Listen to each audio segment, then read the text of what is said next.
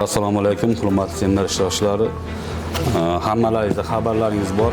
Muhtaram Prezidentimizning 2025-yil 19 sentyabrdagi O'zbekiston Respublikasida aholi va qishloq xo'jaligini ro'yxatga olishda o'tkazish to'g'risidagi Prezidentimizning 170 sonli farmonni imzolagan.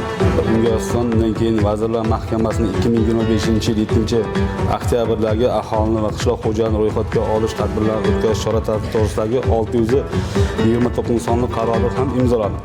Mazkur qaror bilan, farmon bilan hammani adashmasam tanisha, ko'pchilik berib o'tirganlar, hammalaring tanishsizlar.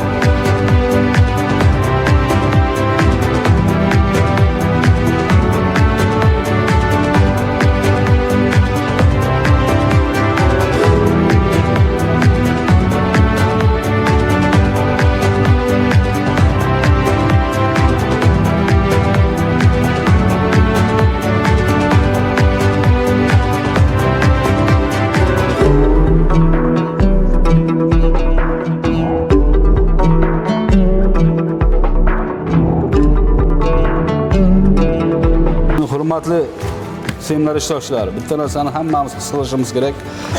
Bu narsa hammamizdagi. Mana shu o'tirgan men bosh tumanning birinchi rahbari sifatida hammamiz mana shunga bir yoqadan bosh chiqarib yondashamiz.